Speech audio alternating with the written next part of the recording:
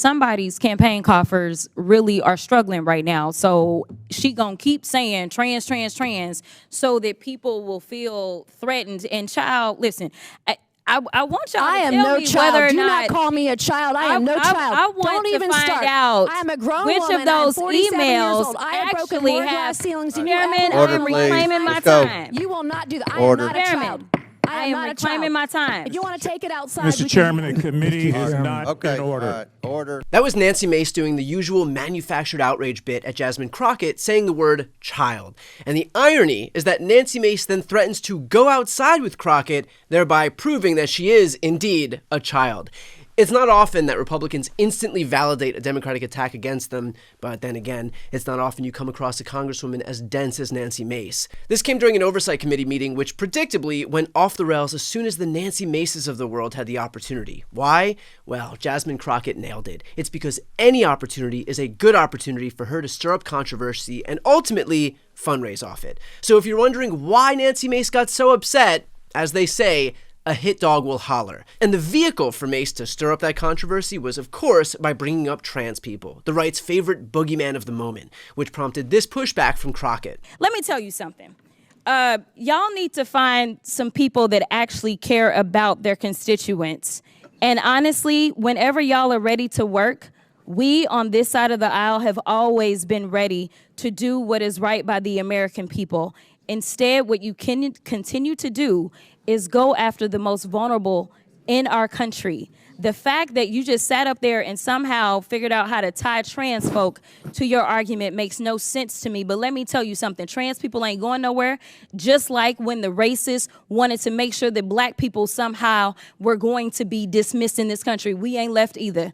And perhaps the most bizarre part of all of this, that would be this comment from Nancy Mace. It is time that we stop wasting time up here on the Hill. We stop wasting time here in Congress talking about BS. And someone brought up dignity earlier.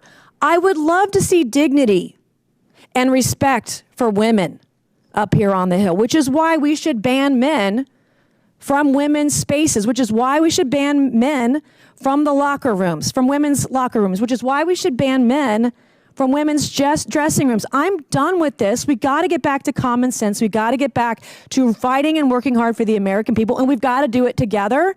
So you guys can talk all you want on the left side of the aisle. You're not going to be successful. First of all, ironic that Mace would bring up dignity when her entire career is predicated on theatrics and manufactured outrage, and we'll get to more of that in just a moment, I promise. But second of all, respect for women? Her entire identity is predicated on her support for Donald Trump, who is a convicted felon based on charges stemming from hush money payouts for an affair he had while his wife was at home with their infant son.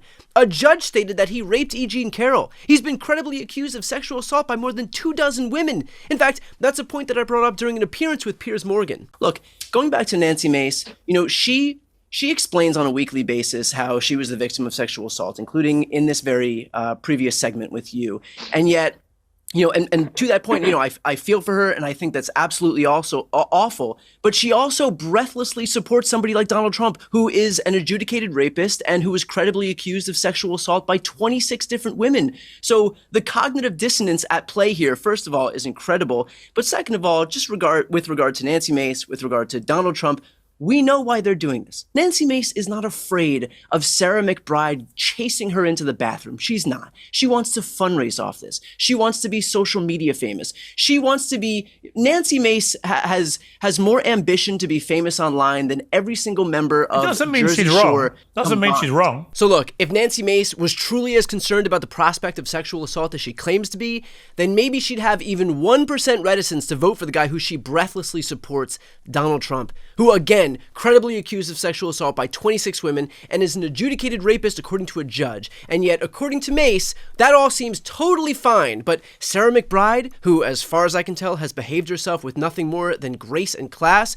merely existing, that's apparently a bridge too far for Nancy Mace. So I guess the question for Mace is this: is sexual assault only okay when Republicans do it? And finally, as promised, let's be clear about something. Lest you think that Nancy Mace is acting in good faith, she's not. Her entire MO in Congress is to whip up pretend controversies then she can then leverage for attention or money. She is the physical manifestation of the worst of our attention economy. Here's a small sampling of just some of what I mean. I'm washing my hands. I'm even wearing my mask inside the chamber, but I'm not going to wear it anywhere else. So, Madam Speaker, come and get me.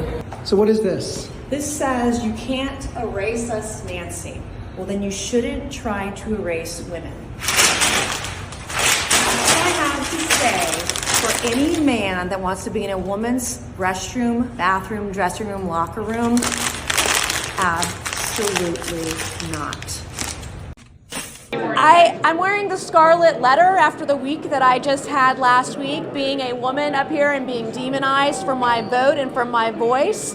I'm here to let the rest of the world know and the country know I'm on the side of the people. I'm not on the side of the establishment, and I'm going to do the right thing every single time, no matter the consequences, because I don't answer to anybody in D.C. I don't answer to anyone in Washington. I only answer to the people. If Nancy Mace deigned to open a book, she might realize that the A from the Scarlet Letter doesn't mean that you've been demonized for your gender. It would mean that she had an affair. But hey, reading is hard. In fact, here's my favorite one, where Nancy Mace decided to wear her arm in a sling because she claims that she was injured from a handshake. Last night, I was assaulted on the Capitol grounds at the Rayburn House office building after I gave a speech. This guy, this trans activist, clearly, he also left the event last night right after this happened. So if he did nothing wrong, why flee? But some people who say they witnessed what occurred between Mace and McIntyre are publicly disputing Mace's allegations.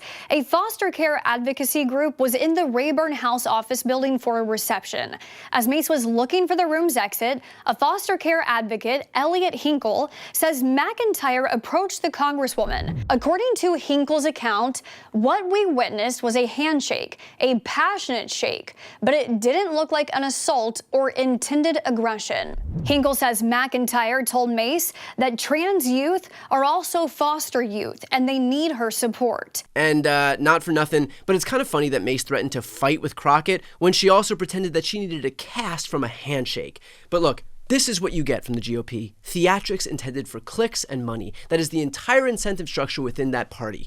And while that stuff might work from the minority, while Republicans don't expect to pass any legislation, hopefully this exposes the reality to Americans that this GOP isn't interested in governing even when they're in the majority. It is only interested in squeezing every last dime out of the base. Nancy Mace is a testament to exactly that. Before you go, just a quick note, if you'd like to see more of my content, which is always free of advertising, sponsorships, and paywalls, please make sure to subscribe to this channel using the subscribe button right here on the screen.